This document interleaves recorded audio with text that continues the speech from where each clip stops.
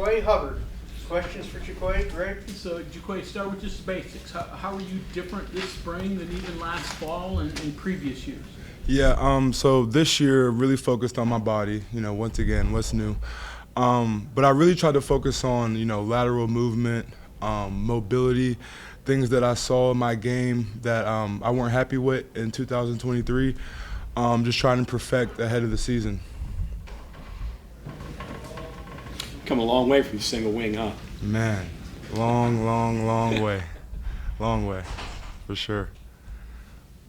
About this offensive line, what can it accomplish this year?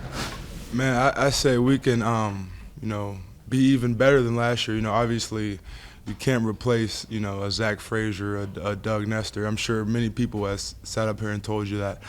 But at the same time, I feel like we have the opportunity to carry on what they brought to us.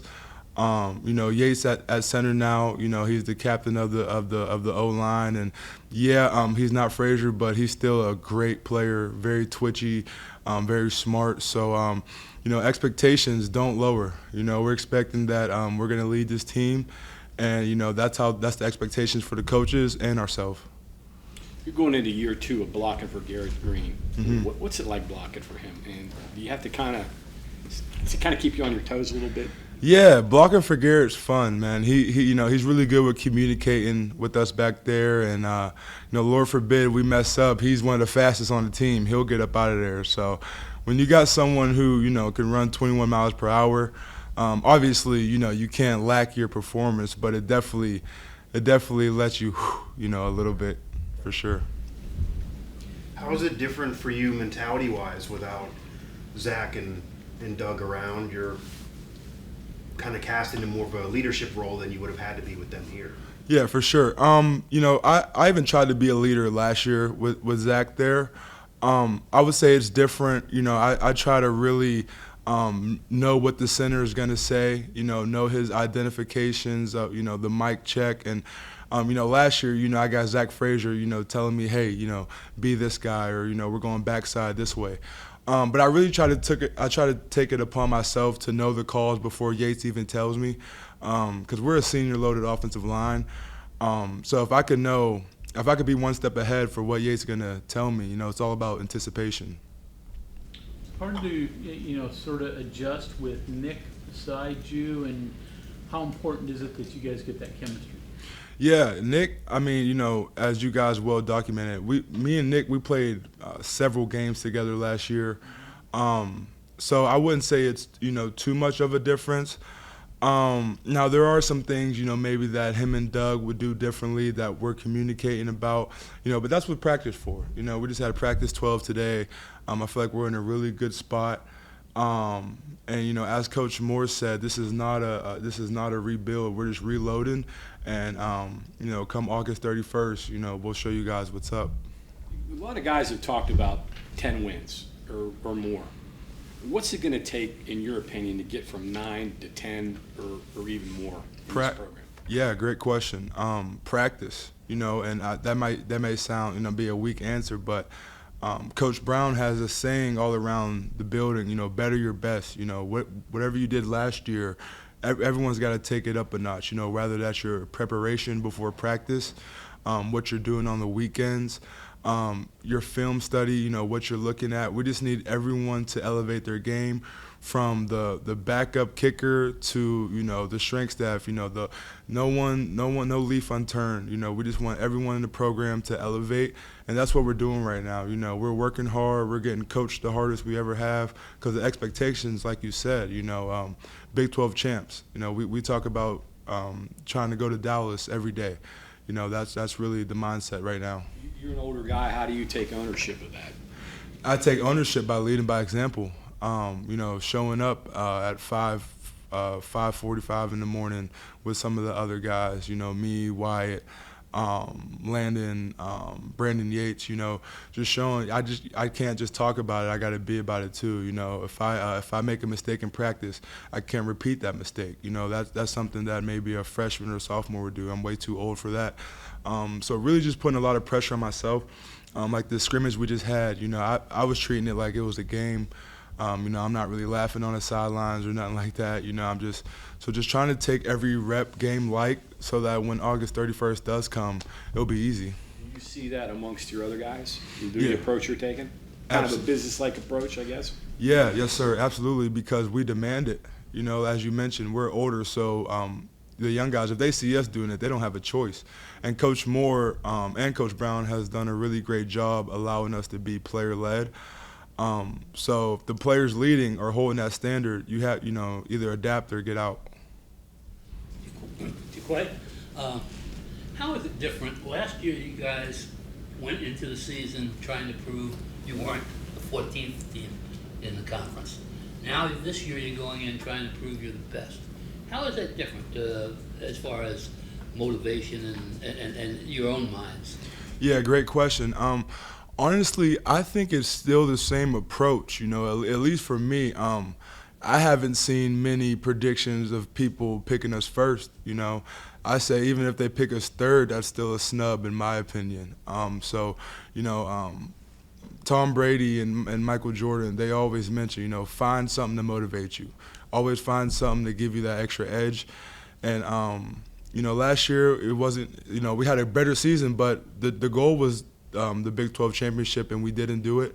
So, there's no room for complacency. As you see, we didn't win the Big 12 championship. So if you have any mindset like you arrived, you're wrong. That's kind of been the way we've been approaching it. People aren't picking us 14th, but they're not picking us first. So we still got that chip on our shoulder. Getting back to Greene, the zone play a couple years ago was basically a wasted play. Mm-hmm. With him now, there's so many things you can do off that in there.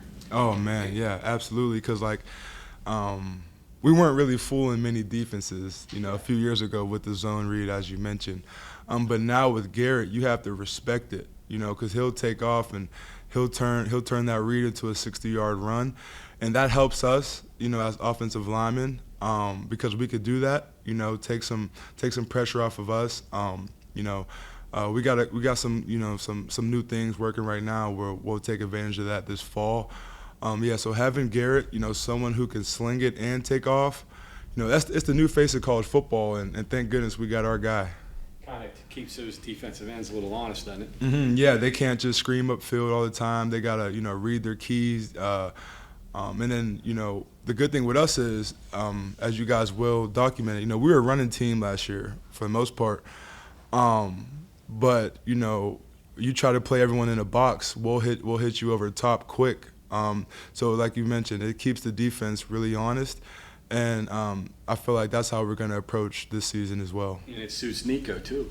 Yeah, Nico. Shout out Nico. He's gotten so much better. I'm proud of the way he's been handling his situation. He's not a runner. You see, he's here. Oh, that's another guy. He's in here about 6:10 in the morning. He's getting here early too, busting his butt. He's one of the most improved players on the team. I was gonna say he's showing up. Yeah. A long pass today in a scrimmage. I mean, his throwing everything seems to be so much better. So much better. Him and Garrett, they have a great relationship, but they battle each other every day. That's how it's supposed to be. Don't worry, the future is in good hands. Nico is that guy.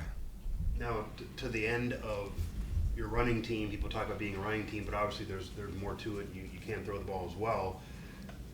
How has it been different this offseason having most of the receivers back, tight end room similar? That's a counter flip to what it was going into last offseason, where you're changing a whole receiver room and even changing tight ends and things like that. How has that been different in terms of preparation, in terms of the off-season work, what that could do for you guys? Yeah, really, it just lets us see what we have at an earlier point into the season. It allows us to really, allows Coach Brown and Coach Scott to really get a feel for, the personnel and what personnel goes well with what scheme and vice versa. So I would definitely say we're ahead of the curve a little bit at that point. Now, fall camp, there'll be a little bit more of that going on. Right now, it's a lot about just getting better, as I'm sure you guys have heard. multiple times. It's all about getting better right now. But yeah, we got a lot of personnel coming back, a lot of experience, a lot of competition. Our defense is playing tremendous this spring. Can't wait for you guys to see them this fall. Our defense, in my opinion, has taken a big step. Big step. Quay, I know we've talked about you remaking your body in the past, but what was your heaviest, and what are you now, and how hard was it to get from point A to where you are at this Yeah. point? Wow, great question. The heaviest I ever was over 400 pounds. I was over 400 pounds, and that was before. That was like my my freshman year. My freshman year I was a starter in high school. That is. I started basketball and football at 400 pounds. You know, so I was always a dancing bear, maybe a dancing whale, but I was always, you know, able to move. And then right now I'm down to about 320 with, you know, way more strength. Way more mobility, so my body's completely changed. You know, I have memories pop up on my phone all the time, and I'm like, that guy would never be here right now, so I had to put the work in.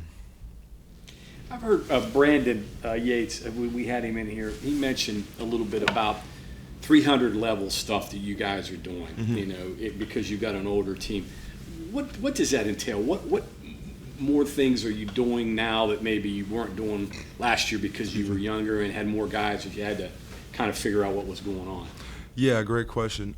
When he says 300 level stuff, he's basically alluding to the fact that we can anticipate calls, we can anticipate the defensive alignment, we can just see it before it happens. And at this level, if you're able to adjust the call to what the defense, where you feel really sure what they might do, that's 300 level stuff, because, you know, it's not in your face. You know, the defense isn't just going to show you it. But there's certain tells with, you know, maybe the alignment of the linebacker, how tight the 4-eye is. Does the corner have a safety on the hash? Is he pressed? Are his eyes inside? Those are some of the 300 level stuff that we're able to see right now with the older offensive line that, you know, my freshman year, sophomore year, I just wasn't able to see, you know, or maybe even those other guys. But now it's coming like this, and our coaches expect it. You're just figuring out what the guy in front of you is going to do. Yeah, when I first got here, you told me I got him, I'm staring at him the whole play, you know, and that does not get the job done. And that's tipping off what you're going to do, too. Yeah, right, you know, and, you know, now there's stuff. I won't give away too many of my secrets, but yeah, there's things I do now that because just like I'm looking for a tell for them, they're doing the same thing for me. So there's things I had to adjust in my game to help the execution of the play. Agent Quay, on Wednesday, we had Coach Brown in here, and he was reflecting on the 5-7 season in 22 and said he had to reset after that season. What is the biggest thing or things that you've seen change since then, and how have they led to success? Yeah, great question. I think I've mentioned this a couple times. I would say culture, you know, and just putting the right guys in the locker room, you know, that want to work hard, that take accountability for their mistakes, that show up early and are willing to put in the extra work. Being great is not easy. You know, showing up an hour and a half before you have to is not easy. You know, staying extra for game film when everyone, you know, may be going to have fun is not easy, you know, and I think he's been able to bring in and also retain those type of guys. And by him doing that, you know, our chemistry, this team, we love each other. And you can see that when we're on the field, you know, even offense versus defense, you know, maybe we'll have a little scuffle or something, and then we'll hug it out in the locker room. This team just loves each other, and, you know, you got a team that loves each other, and then you have Coach Mike, who instills that fighter mentality in us. We just feel unbeatable, you know. So to your point, after the 5-7 season, you know, because on paper we should have had a way better record than that. So we really had to go back to the drawing board and say, you know, so what's going on? And everyone had to look themselves in the mirror to a man and fix it. And, you know, obviously last season was better with 9 wins, and we're looking for Dallas this year. That's the goal. You're talking about resetting the team. How about yourself? I'm intrigued by being 400 pounds as a freshman. Yeah. And you say you changed your body. Yep. For example, what might your waist have been back then and now? And how did you get convinced that was the way to go? Because it's hard to give up chocolate. I mean. Man, well, so that's the funny thing. So I wasn't like always like a sweets guy. Like I love fried chicken, mac and cheese, candy yams. You know, I wasn't just. And now obviously I'd eat chocolate too. Don't get me wrong. But my problem was I just loved a good meal. You know, maybe some roast, some brisket. I was all over the place. And my waist. You said my waist. Man, what was my waist back then? I think when I went to homecoming my freshman year of high school, I had like a 50-inch waist. What now? About a 38, 40. Yeah.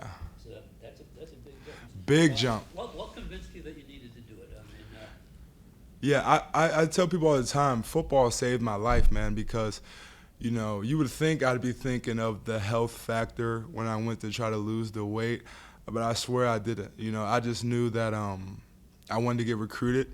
And as I mentioned, I started my freshman year, and I had some recruits come up to me that were recruiting other guys in my area.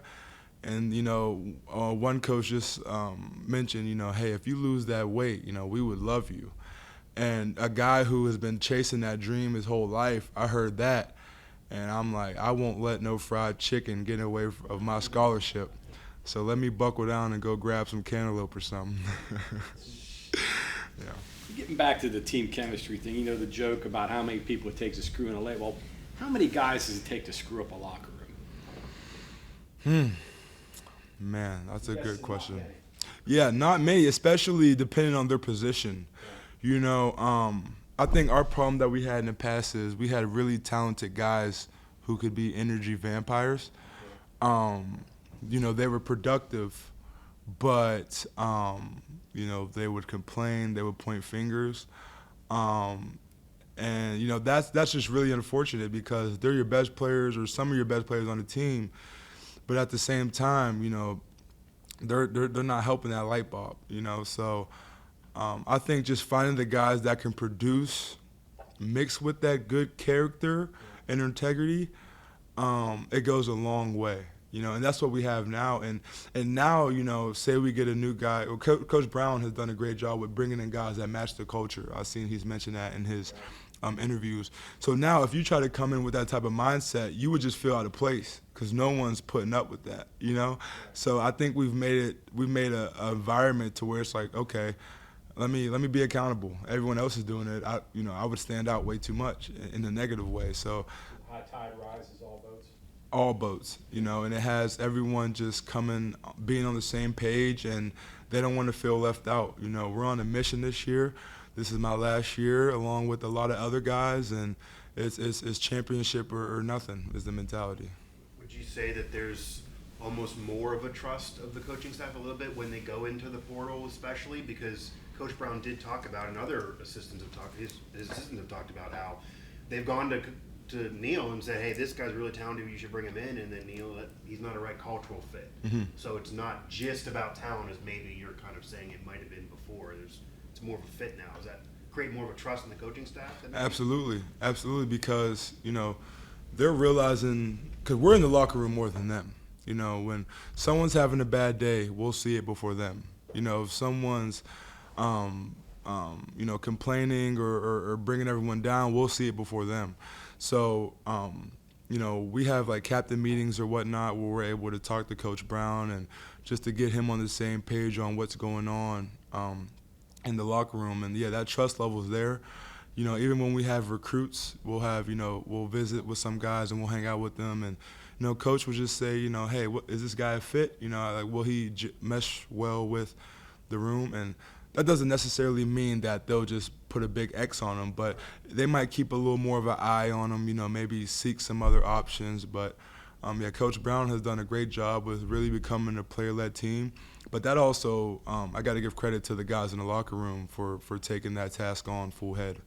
Does that also speak to how the team kind of handles things, for example, not to call anybody out, but like if a new player comes in and you're getting like a little vibe, do you feel more comfortable as a unit you guys can kind of course correct Yeah, now, where not let it unravel? absolutely. Yeah, like, hypothetically speaking, if a guy came in and was doing what you mentioned, complaining, just doing all the wrong things, we will try to fix on our level first before going to the coach. That's one thing about being a player-led team, because essentially we're going to be the ones on the field with them 4th and 1, fourth quarter. You know what I mean? So we got to build that relationship first to where I could say, hey, good job, or hey, I need you to pick it up. And you can only do that and it be effective if you have the right relationship with somebody. If you only talk to them every once in a while and then you try to correct them, they won't receive it the right way. I know I wouldn't. If someone just comes up to me that I never talked to and they're just always on me like, hey, I really won't react to it the right way as someone who I know really cares about my development. And if he's really trying to hold me accountable, I would really not want to let him down. You know what I mean?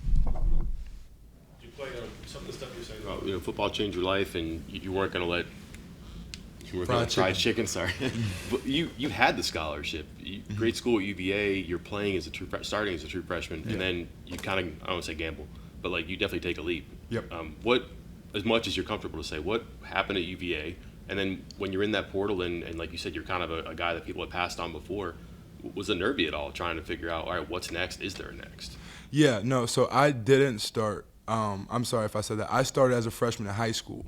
At UVA only played a few games, and it was just a better fit for me to leave at the time being. Love UVA. I feel like a lot of my mindset I have. I got to give credit to that program, Coach Mendenhall and his staff. They do a tremendous job over there. He's now at New Mexico State. I'm sure the same thing is going on there. It was just a right move for me, and I didn't have West Virginia coming out of high school. So when I entered the portal and they offered me, I really never wanted to go to Pitt. I could have went to Pitt obviously out of high school. I could have went to Pitt out of the portal.